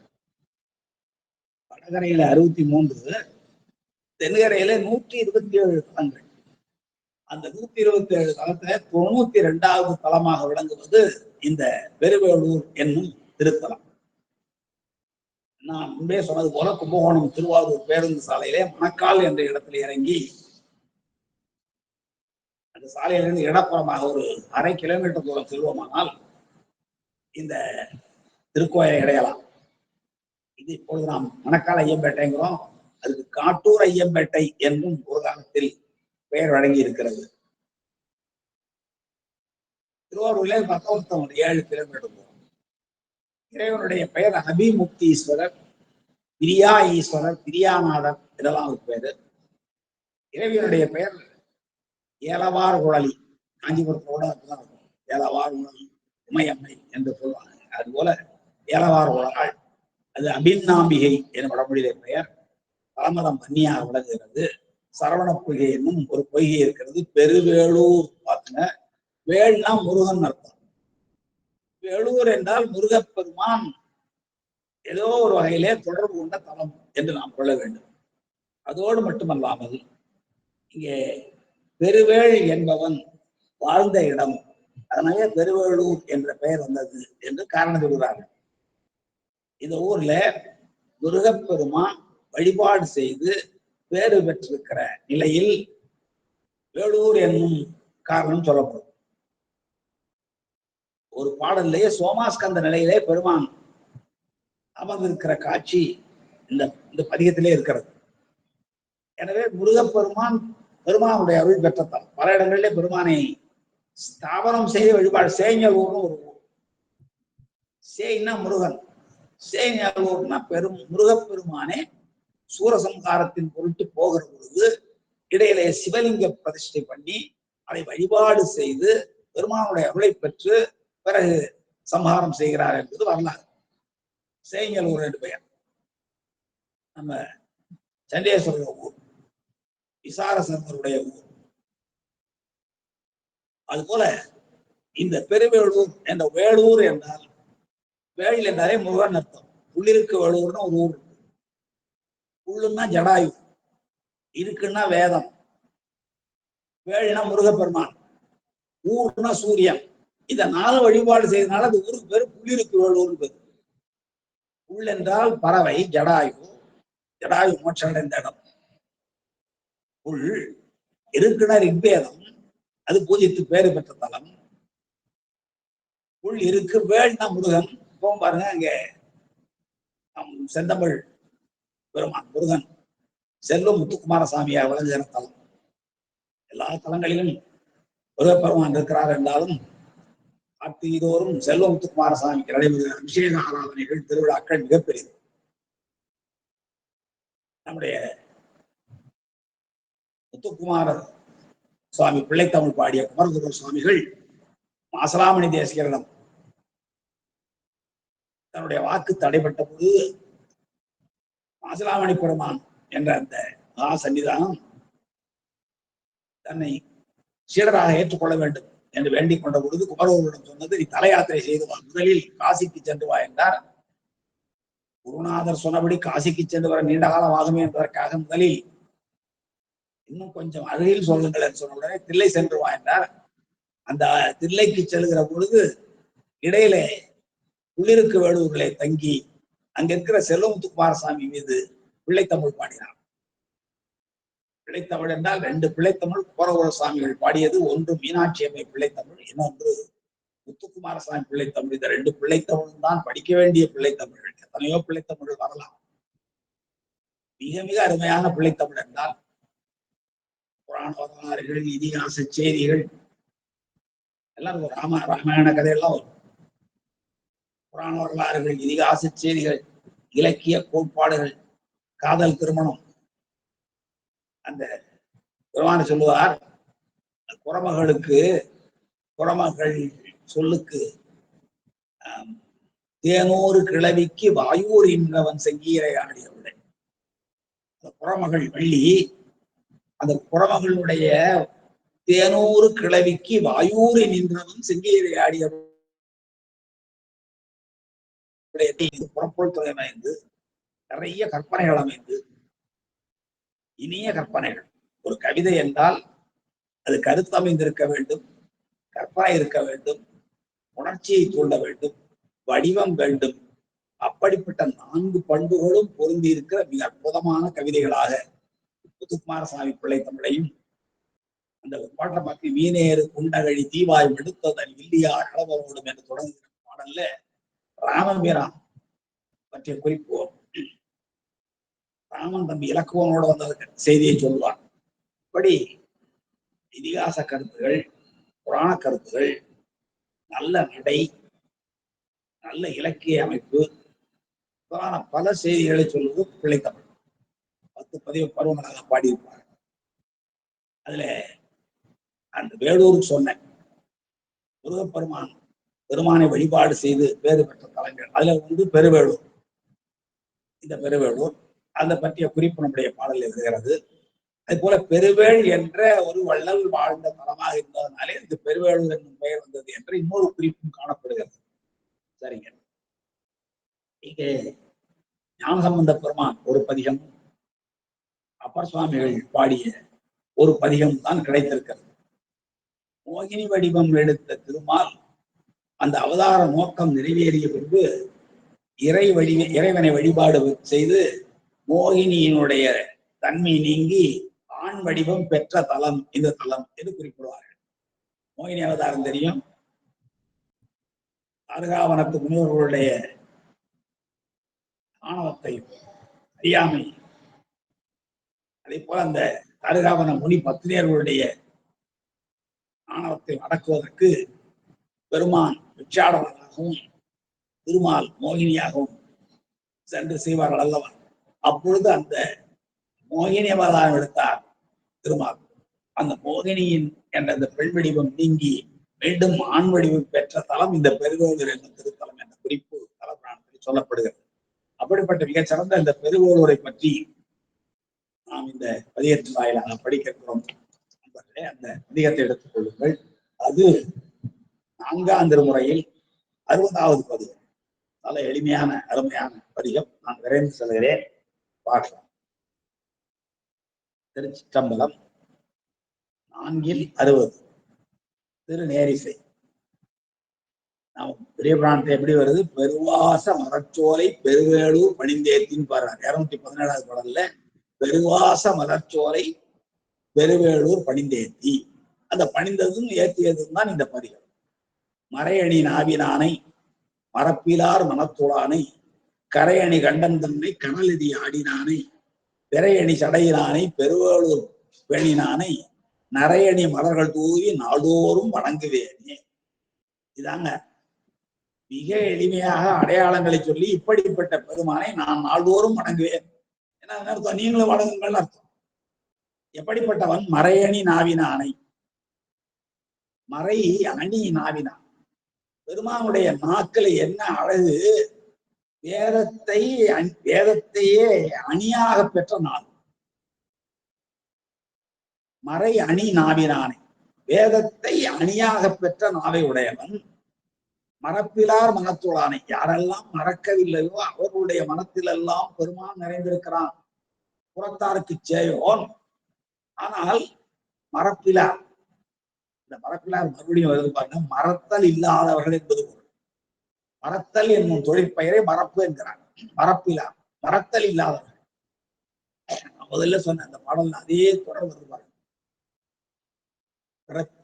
பிறப்பில் பெருமானை இந்தாள் சடையானை மறப்பில்லார் கண்டீர் மையல் தீர்வாரே. யாரெல்லாம் மறக்கவில்லையோ அவர்கள் இந்த ஆணவமாகிய அறியாமையாகிய அஞ்ஞானமாகிய மயக்கத்தில் இருந்து விடுபடுவார்கள். யார மறக்காம இருக்கணும்? பிறப்பில் பெருமானை, பிறவாயாக்கை பெரியவனாக வழங்குகிற பிறப்பில் பெருமானாகிய சிவனை, இந்தாள் சடையானை தாழ்ந்து பொங்குகிற நீண்ட சடாமுடியுடைய பெருமானை மறப்பிலார் கண்டீர். யாரு மறத்தல் இல்லாதவர்களாக இருக்கிறார்களோ, எப்பொழுதும் நினைத்துக் கொண்டிருக்கிறார்களோ அவர்கள் மையல் தீர்வார், மயக்கம் தீர்வார்கள், ஆணவம் தீர்வார்கள், ஐயாமம் தீர்வார்கள், அஞ்ஞானம் தீர்வார்கள். அவையெல்லாம் தீர்ந்து போனால் வீடு பேரு நிச்சயம். நான் இங்கேயும் சொல்றேன், தாழ் சடையான். சடை இருக்கிறது, அது தாழ் சடையாக இருந்தாலும், புச்சடையாக இருந்தாலும், விரிசடையாக இருந்தாலும், பார்சடையாக இருந்தாலும் அந்த சடாமுடி ஞானத்தினுடைய அடையாளம். ஞானம் வந்தால் பின் வேற என்ன வேண்டும்? வீடு பேர் நிச்சயம். எனவே சடாமுடியை வணங்குவதே வீடு வேறு எய்தற்குரிய பல வழிகளில் ஒரு வழி. அதான் இங்கே மறையணி நாவினானை மறப்பிலார் மனத்துளானை, யாரெல்லாம் மறக்காதவர்களோ அவர்களுடைய மனத்திலெல்லாம் நிறைந்திருக்கிற பெருமானை. கரையணி கண்டன் தன்னை, எல்லாருக்கும் தெரிஞ்ச செய்தி. கனலெறி ஆடினானை, கையில் அங்கியிலே சங்காரம். பெருமான் கையிலே எப்பொழுதும் தீயேந்தி ஆடிக்கொண்டிருக்கிறார். எனவே கடலெறி ஆடினானை, பிறையணி சடையினானை, சடாமுடியிலே பிறை அணிந்திருக்கிற பெருமானை. பெருவேளூர் பேரனாய் இந்த திருப்பெருவேளூர் என்னும் திருத்தலத்தில் விரும்பி எழுந்தருள் இருக்கிற பெருமானை நரையணி மலர்கள் தூவி, நரைன்னா தேன் அர்த்தம், தேன் ஒழுகுகின்ற புது மலர்களை பறித்து வந்து, அதான் முன்னாடியே படிக்கிறோம். வண்டுகள் மொய்த்து விடுவானால் அது தேன் இல்லை, எச்சில் பட்ட மலர். அதனாலதான் நம்முடைய உண்பதன் முன் மலர் பறித்திட்டு உண்ணாராயில் அவகரசப்படலாம். உண்பதன் முன் என்றால் வண்டுகள் அதில் பூக்களில் இருக்கிற தேனை உண்பதற்கு முன்பாக அதனை பறித்து வந்து, அதனாலேதான் வியாக்கிரவாத முனிவர் பெருமானிடம் வேண்டுகிற பொழுது தனக்கு புலிக்கால் வேண்டும், புலிக்கால் இருக்கிற நகங்களில் கண்கள் வேண்டும். ஏனென்றால் வண்டுகள் வைக்கின்ற நேரத்துக்கு முன்பாகவே அவர் மரங்களில் ஏறி இருள் நேரத்தில் மரங்களை பற்றி கொண்டு ஏறுவதற்காக புலிக்காலும், இரவு நேரத்தில் மலர்களில் இது புது மலர், இது நாளை அரும்பு, இது நீ என்று வேறுபாடு அறிந்து வைப்பதற்காக நகக்கண்களையும் வேண்டினார் வியாகரபாதம். இதையெல்லாம் வேண்டாங்க பாருங்க பெருமானிடம் போய். எனவே பெருமானை வழிபாடு செய்வதற்கு பூவும் நீரும் போதும் என்பதற்கு ஒரு நல்ல சான்று வியாகரபாத முனிவர், புலிக்கால் முனிவர். வியாக்கரம் என்றால் புலின்னு அர்த்தம், பாதம்னா கால், வியாக்கரபாதம்னா புலிக்கால். அப்போ வியாக்கரபாத முனிவருக்கும் பதஞ்சலிக்கும் பெருமான் தில்லையிலே ஒரு தைப்பூச திருநாளிலே நடன காட்சியை அருள்கிறார் என்றால், அந்த காட்சியை பெறுவதற்காகத்தான் பார்க்கடலில் இருந்து ஆதிசேடனும் வியாகரபாத முனிவரிடத்திலும் வருகிறார்கள். இந்த ரெண்டு பேருக்கும் காட்சி அளிக்கிறான் பெருமான். என்ன தொண்டு செய்கிறார் வியாக்கரபாத முனிவர் என்றால், புது மலர்களை நரை ஒழுகும் அதான் பாருங்க, நரையணி மலர்கள் தூவி தேன் ஒழுகுகிற, நிறைய தேன் மனம் கமழ்கின்ற நல்ல மலர்களை தூவி நாள்தோறும் வணங்குவேனே, நான் நாள்தோறும் வணங்குவேன். அப்படி நாள்தோறும் வணங்குவோமானால் அப்படிப்பட்டவருடைய மனத்தில் தான் பெருமான் இருப்பான். அதான் இங்க மரப்பிலார் மனத்துளானை முதலடியில இருக்கு பாருங்க. அந்த மரப்பிலார் மனத்துக்குள் எப்பொழுது பெருமான் இருப்பான் என்றால், நரையணி மலர்களை நாள்தோறும் தூவி யார் வணங்குகிறார்களோ அவர்கள் மரப்பில்லாதவர்கள். அந்த மரப்பில்லாதவருடைய மனத்திலே பெருமான் எப்பொழுதும் குறைந்திருப்பான் என்பதை நாம் இந்த பாடல் வழியாக உணர்ந்து கொள்ள வேண்டும். அங்கே ஆங்காங்கே வருகிற சொற்களை எல்லாம் கூட்டி பார்த்து போல கொள்ள வேண்டும். அடுத்து நாதனாய் உலகமெல்லாம் நம்பிரான் எனவும் என்ற நாதனாய் உலகமெல்லாம், அதெல்லாம் தலைவன் அர்த்தம். பெருமான் ஒலி வடிவான ஒலி நாத விந்து நாத என்று பாடலாம். அவாதி நமோ நம. அப்போ நாதனாய் உலகம் எல்லாம், முதல் தோற்றமே ஒலிதானே.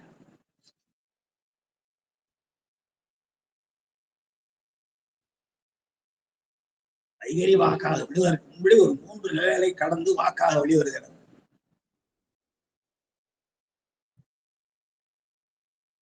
அப்படி நாதனாய் உலகமெல்லாம் நம்பிரான் எனவும் நின்ற, உலகத்தில் உள்ள எல்லா உயிர்களுக்கும் நம்பிரான் நம்முடைய தலைவன் நம்முடைய தலைவன் எனவும் நின்ற, நாதனாக நின்ற நம்பிரான் என நின்ற பாதனாம் திருவடிகளை உடையவன் அவன் பரம யோகி. யோகியர்களுக்கெல்லாம் தலைவனாக வழங்குவதுதான் பரமயோகி. பரமனே பரமயோகி பாடுவார் பட்டியலே வைஷ்ணவத்துல. உயிலேன் காணி இல்லை ஒருவர் மற்றொருவில்லை, வாரில் நீ பாதம் மூலம் மட்டினேன் பரமம் என்று அவங்க பாடுவது போல இங்கேயும் பரமயோகிங்கிறார். பாதனாம் பரமயோகி பலபல தரத்தினாலும். பெருமான் எப்படிப்பட்ட வேடம், பலபல வேடராகி பலபல வேடமாகி பார்த்து பலபல வேடமாகும் பரநாரி வாகன் என்று கோளறுபதி என்றவர் பலபல வேடத்தாராகி இன்னும் வரும். பெருமான் கொள்கிற வேடம் கொஞ்சம் நெஞ்சா இல்லை. அடிகள் கொள்ளும் வேடங்கள் பல பல. அது போல இங்கே நாதனாய் உலகமெல்லாம் நம்பிரான் எனவும் நின்ற பாதனாம், நாதனாகவும் நம்பிரானாகவும் உலகமெல்லாம் போற்றுகிற அளவுக்கு திருவடியுடையவன் பாதனாம். அவன் பரமயோகி, அவன் பலபல திறத்தை உடையவன், பல பல வேடங்கள் உடையவன்.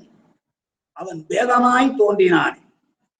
எப்படிப்பட்ட பேதம்? நவந்தரும் பேதம்.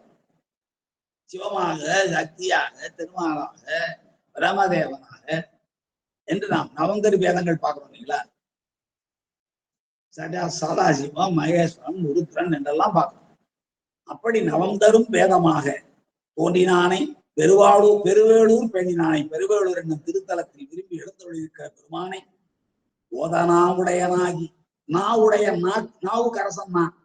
அப்படிப்பட்ட பெருமானை ஓதுவதற்கு எனக்கு நாக்கை பெருமான் படைத்தான். நாக்கை கொண்டு நன்பொருளாகி பெருமானை பேசுங்கள்.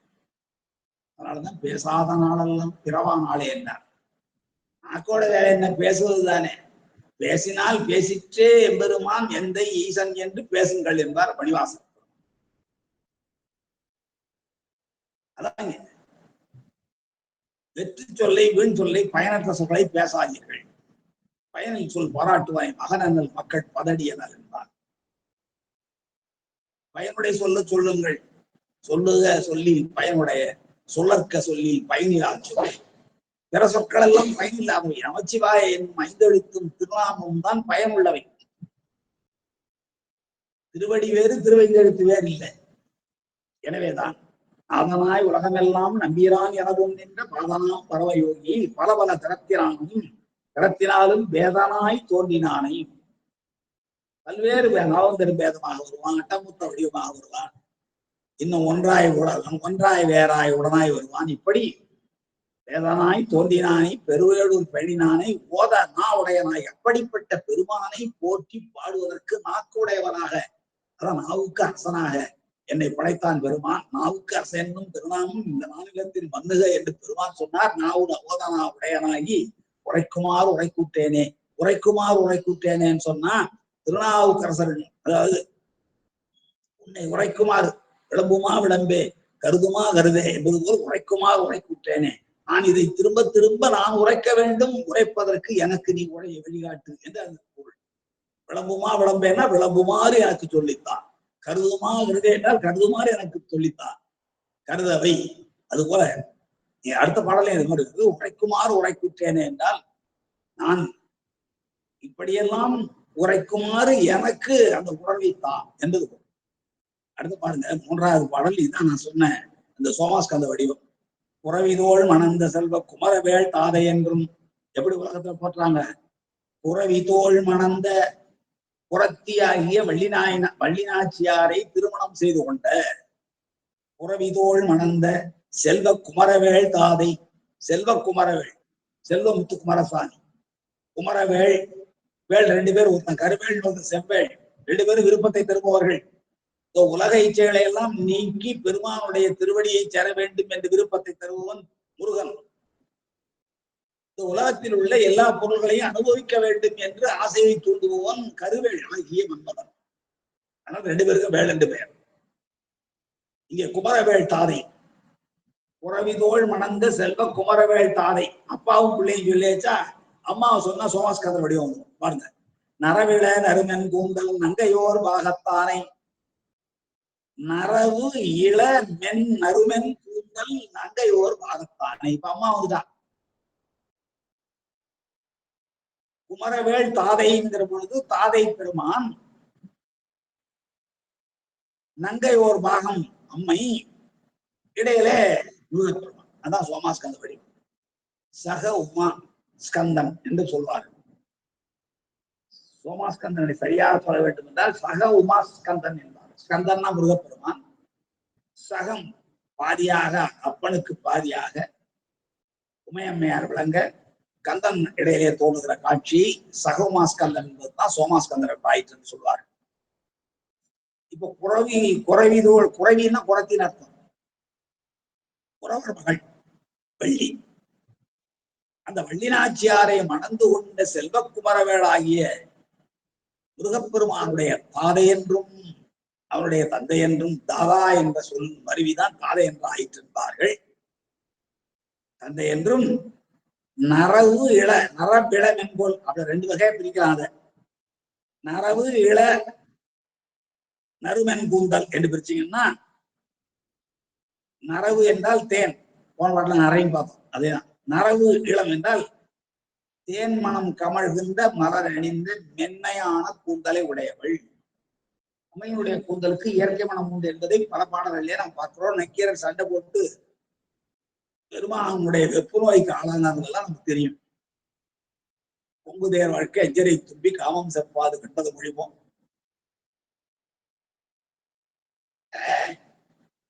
என்ற அந்த பாடல்ல வயிறு கிழிய செரியை அறிவை கூந்தலின் நரியமும் உழவும் நீ அறியும் போதே என்ற அந்த பாடலில் ஒரு தலைவன் தலைவியின் நலம் பாராட்டுகின்ற நிலையில் அமைந்த பாடல். ஒரு வண்டை பார்த்து அஞ்சிறை தும்பி, சிறகினை உடைய தும்பியை உங்களுடைய உடம்புக்குள்ளேயே பொருத்தி கொள்ளுகிற அகம் சிறை தும்பிதான் அஞ்சிறை தும்பி. அஞ்சு சிறையுடைய பொருள் இல்லை, தன்னுடைய உடம்புக்குள்ளேயே சிறகை பொத்திக் கொள்ளுகிற ஆற்றலுடையது வண்டுகள். அப்படிப்பட்ட அகம் சிறையுடைய தும்பியே, சிறையினுடைய தும்பியே, என்பால் கொண்ட விருப்பத்தின் காரணமாக நீ சொல்ல வேண்டாம், நீ கண்டதை உண்மையாக கண்டதை சொல் என்று சொல்லி இந்த மெல்லியல் உடையாளாகிய இந்த அம்மையினுடைய கூந்தலை தவிர நல்ல மனம் வீசுகிற பூக்களை நீ எங்காவது கண்டதுண்டோ என்று வண்டினை கேட்பது போல தலைவியினுடைய நலத்தை புனைந்து குறைக்கிறான், மரத்தை பாராட்டுகிறான் தலைவன் என்பது அகப்பொருள் துறை. இந்த பாடல் அடிப்படையாகத்தான் தருவிக்கு பொற்கிழி அளித்த படலாம். இந்த பாடல் பெருமான் எழுதிய பாடல். நீங்க குறுந்தொகையில பாத்தீங்கன்னா 2வது பாடலாக இறையனார் என்று இருக்கும். இறையனார் எழுதிய பாடல். இறையனார் பாடல் எழுதியிருக்கிறார், இறையனார் கடிதம் எழுதியிருக்கிறார், இறையனார் திருமுக பாசுரம் தந்திருக்கிறார். இறையனார் களவியல் என்ற நூலை தந்திருக்கிறார். இவ்வளவும் செய்திருக்கிறார். நமக்கு எதுவும் தெரியாது. அதனாலதான் பரஞ்சோதி முனிவர் பாடுகிற பொழுது கண்டுதற் பெருங்கடவுளும் கழகமோடு அமர்ந்து பண்டுவத்தைந்து ஆய்ந்த இப்பசுத்தீ தமிழ் என்று தமிழின் சிறப்பை பாடுகிற பொழுது கண்ணுதல் பெருங்கடவுளும் கழகமோடு அமர்ந்து சங்கத்திலே அமர்ந்த தலைமை புலவர்கள் 49 பேர், அதுல திரிபுரம் எரித்த விரிசடை கடவுள், குன்றம் எரிந்த போரவேள் என்று ஒரு பெரிய பட்டியல் போட்டு இவர் உள்ளிட்டார் 49 என்க என்று தலைமைச் சங்கத்தில் இருந்து தமிழாராய்ந்த பெருமக்களை நக்கீரர் எழுதுவார். அப்படி தலைமைச் சங்கத்திலிருந்து தமிழாய்ந்த தன்மை உடையவன் பெருமான். அந்த நரவு இள நறுவன் கூந்தல், நறும்னா புதுமையான தூய்மையான அர்த்தம். நரவு இளம் என்றால் நரவு என்றால் தேன்மணம் கமழ்கின்ற மென்மையான புதுமையான கூந்தலை உடைய தங்கையாகிய உமையம்மையை ஒரு பாகத்தானே, ஒரு பாகத்தில் உடையவன் என்று ஒரு பொருள். இந்த நரவிளம் என் கூந்தல்ங்கிறது இன்னொரு பொருள் சொல்லலாம். நரவிள என்றால் நல்ல மனமுடைய கூவிளம், வில்வம் அர்த்தம். கூவிளம் என்ற சொல்லுக்கு வில்வத்துக்கு கூவிளம் என்று பேர். தேமா புளிமா அழகிட்டு வாய்பாடு கூறுங்களுக்கு தெரியும். கூவிளம், கருவிளம், இது ஈரசைச்சீருக்குள்ள வாய்பாடுகள். அப்புறம் மூவசைச்சீர், ஓரசைச்சீர், நலசைச்சீர், இதுக்கெல்லாம் வாய்பாடுகள் இருக்கிற. தேமாந்தன் பூ நலசைச்சீருக்கு, தேமாந்தன் நிழல், தேமான் அரும்பூ, தேமான் அருநிழல் என்று நலசைச்சீருக்குள்ள வாய்பாடுகள். இலக்கணத்தில் நாம் பள்ளி பருவத்தில் படித்தது, மறந்து போயிருக்கும். அதனால நான் நினைவுபடுத்துகிறேன். எல்லாரும் படிச்சதுதான், எல்லாரும் படிக்க 10வது 12வது படிக்கிற பொழுது இவற்றை கடந்துதான் வந்திருக்கிறோம். ஆனாலும் நினைவில்லை. காரணம் என்னன்னா, நம்ம தொடர்ச்சியாக ஒரு சிந்தனையில் இல்லை என்றால் அது மறந்து போகும். அதுபோல இங்க அவங்க கூவிளம் என்றால் வில்வம் அர்த்தம். அப்ப நரவிள விள என்றால் கூவிளத்தின் முதல் குறை. கூவிளம் என்பதில் முதல் குறைஞ்சு போய் விளம் வருது. நரவிளம்னா மனமுடைய கூவிளம் என்னும் தடையினை அணிந்த மென்மையான கூந்தலை உடைய நங்கை ஆகிய உமையம்மை இதனுடைய பாகத்தில் கொண்டிருக்கிறவன் ஆகிய பெருமானை பிறவியை மாற்றுவானை. பெருமானுடைய சிறப்புகளை சொல்கிற பொழுது மிகப்பெரிய சிறப்பு, பெருமானை தவிர வேற யாராலும் பிறவியை மாற்ற முடியாது. காரணம் என்ன? அவன் பிறப்பில் பெரியவன். பிறப்பிலி விஞ்ஞகா பிறப்பிலி என்றெல்லாம் பெருமான் பிறவாயாக்கை பெரியோன் என்று சிலப்பதிகாரம் கூட சொல்லுகிற அளவுக்கு மிகப்பெரியவன், பெரியோன். வேற யாரும் சொல்லுங்க. பெரியோன் என்றால் பெருமானை மட்டும்தான். அதான் பெரும்பெயர் கடவுள். சாஸ்திரங்கள் சொல்லுகிற பொழுது பெரும்பெயர் கடவுள், இலக்கியங்கள் வருகிற பொழுது பெரியான், பெரியோன். பெரியோன் தருக பெரைநூலாக உழவி திங்கள் இமய விரைத்த அழகுடு விளைந்த இயற்கை தாய். அந்த பார்க்கடல்லே தோன்றிய திருமகளைப் போல கண்ணகி பார்க்கடல்லே தோன்றியது பிறைச்சுந்தரன். எனவே உனக்கு உடன்பிறப்பு உண்மையின் பெரியோன் தருக திருமுகமாக என என்று சிலப்பதிகாரத்தில் சொல்றார். அந்த பெரியோன்னா சிவனை குறிக்கிறார், வேற யாரையும் பெரியவன் குறிக்கல. அவன் சமண சமயத்தை சார்ந்தவன் தப்பா சொல்லுவாங்க. சைவ சமயத்தினுடைய சிறப்பான கடவுளை பெரியவன் அருகதேவனை பெரியவன் சொல்லுவேன். ஆய்ச்சியர் உறவையில் பாடுகிற திருமாலை பெரியவன் என்று சொல்லல, முருகப்பெருமானை பெரியவன் என்று சொல்லல. பெருமான் என்று பெரியோன் என்று சிவனைத்தான் குறிப்பிடுகிறார். அதனால்தான் நாம வெங்கடசாமி நாட்டார் இளங்கோவடிகள் மிக பெரும் சைவர் என்று ஆய்வு செய்து கட்டுரை எழுதியிருக்கிறார். சரிங்க. குறவிதோள் மணந்த செல்வ குமரவேள் தானே என்றும் நரவிளம் நறுமென் கூந்தல் நங்கை ஓர் பாகத்தானை பிறவியை மாற்றுவானை. பிறப்பில் பெருமான் தான் பிறப்பை மாற்றக்கூடிய ஆற்றுடையவன். திருவே 5 எழுத்தில் புடைபிடித்து கிடக்கின்றேனை என்றார். அப்ப பிறவி பெருங்கடல் நீந்தார் இறைவன் அடி சேராதார் என்ற குரலை பாருங்க. இறைவன் அடி சேர்ந்தார் பிறவி பெருங்கடல் நீந்துவர், இறைவன் அடி சேராதார் பிறவி பெருங்கடல் நீந்த மாட்டார்கள் எனவே பிறவியை மாற்றுவானை பெருவேளூர் பூணி பேணினானை. வேளூர் பெருவேள் என்ற அரசன் வள்ளல் வாழ்ந்த தலம், அல்லது பெருவேளூர் என் பெருமைக்குரிய வேள் முருகப்பெருமான் எழுந்தருளிய தலம். அப்படிப்பட்ட திருத்தலத்தை விரும்பி பெருமான் எழுந்தொழித்தார் பெருவேளூர் பேணினானை உறவினால் வல்லவனாகி. எப்படி தெரியுங்களா நாம் இருக்கோம், பெருமானுக்கு உறவில் வல்லவனாக வேண்டும். நல்லா பாருங்க, உற்றாரை யாம் வேண்டேன் ஊர் வேண்டேன் பேர் வேண்டேன் கற்றாரை யாம் வேண்டேன் கற்பளவு இனியமையும் உற்றார தவங்குறையும் கூத்தாவும் குறைகளுக்கே கற்றாவின் மனம் போல கசித்துருக வேண்டுவரே. எனக்கு வேற யாரும் உறவு வேண்டாம். அப்பன் நீ, அம்மை நீ, அன்புடைய மாமனும் மாமியை நீ, ஒப்புடைய ஒவ்வொரு போது எல்லாம் நீதான் என்ற அந்த உணர்வு வரும். அதான் இங்க சொல்றாரு, உறவினால் வல்லனாகி. இடைவிடாது உன்னையே என்னுடைய உறவினனாக கொண்டு, இன்னும் சொல்ல போனால் அடியவர்களினுடைய உறவினராக கொண்டு வலிமையுடையவனாகி, அடியவர்களை உறவினராக கொள்வோமானால் நாம் வலிமையுடையவராகிவிடுவோம். எனவே உறவினால் வல்லனாகி உணருமாறு உணர்த்துவேனே. என்னை நான் உணர வேண்டும் பெருமானே, அதுக்கு நான் உன்னிடம் வேண்டு கொள்கிறேன், உணருமாறு எனக்கு நீ உணர்த்துவாயாக என்று வேண்டிக் கொள்கிறான். அடுத்த பாடல் 4வது பாடல் நல்ல தமிழினிமை நிறைந்த பாடல். மைஞவில் கண்டன் தன்னை வலங்கையின் பழுவொன்றேந்தி கைஞவில் மானின் ஓடும் கனலெறி ஆடினானை விஞ்ஞகந்தன்னை அந்தன் பெருவேளூர் பேணினானை பொய்ஞேக நினையமாட்டா பொறியிலா அறிவிலேனே. எனக்கு கூட அறிவில்லாதவனாக நானும் ஆகிவிட்டேன். உன்னை நினைக்காமையினாலே நானும் அறிவில்லாதவனானே. ஒரு காலத்துல அவன் நினைக்கல இல்லைங்களா, தர்மசேலராக இருந்து வேறு ஒரு சமயம் புக்கு வாழ்ந்த காலத்துல பாருங்க. மைஞவில் கண்டன் தன்னை, மை போன்ற, மைஞவில் என்றால் மை நவில், அந்த நகரம் போலி. போலின்னா என்ன, ஒரு எழுத்து இருக்க வேண்டிய இடத்தில் அதுக்கு பதிலாக வேறொரு எழுத்து நின்று பொருள் மாறவில்லை என்றால் அதுக்கு பேர் போலின் பேர். வெளி உலகத்தில் நாம பார்க்கிற போலிகள் வேறு, உண்மை போல இருக்கும், அதனால இது போலி. நம்முடைய இலக்கணத்துல வர்ற போலி என்ன என்றால், ஒரு எழுத்து நிற்க வேண்டிய இடத்தில் வேறொரு எழுத்து நின்று பொருள் மாறவில்லை என்றால் அது போலி என்று பெயர். அது முதற் போலி, இடைப்போலி, கடைப்போலி என்று 3 இடங்களிலேயும் எழுத்துக்கள் போல வரலாம். அது போல இங்க மைஞவில், ஞவில் என்றால் நவில், ந என்ற எழுத்து இருக்க வேண்டிய இடத்துல ஞகரம் இருக்கிறது.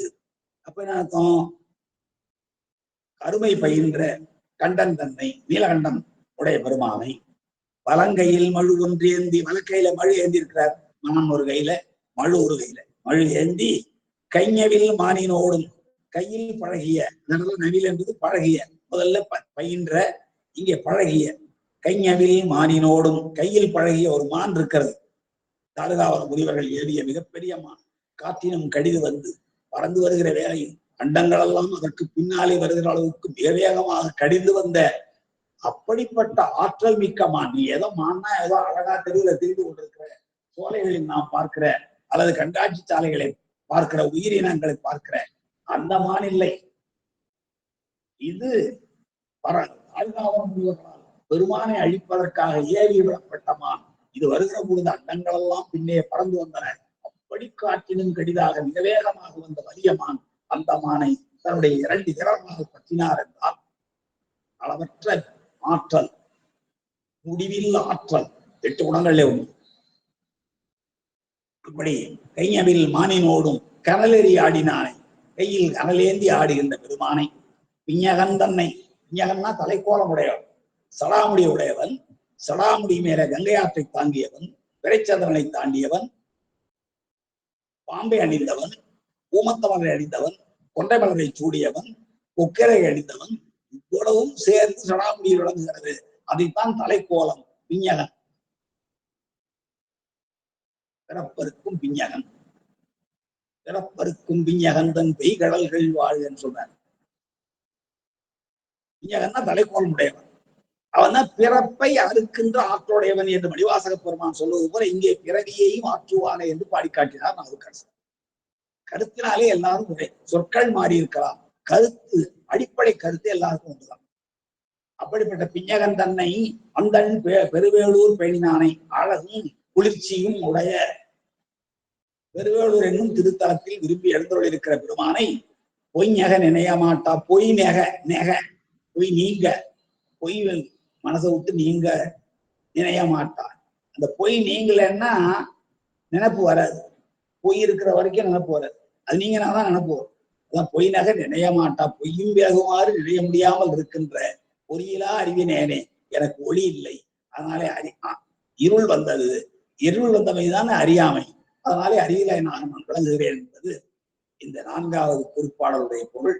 அடுத்த 5வது திருப்பாடல் முதல் 5, 6, இன்னொரு 3, இன்னொரு 5 பாடல்கள், 6 பாடல்கள் இருக்கின்றன இந்த பதியத்தில்.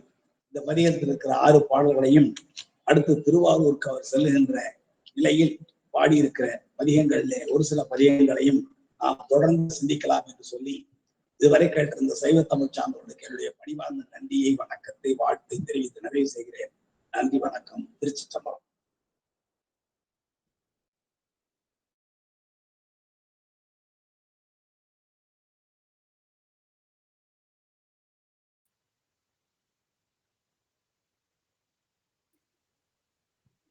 சுபாரமையா. திருச்சிற்றம்பலம்.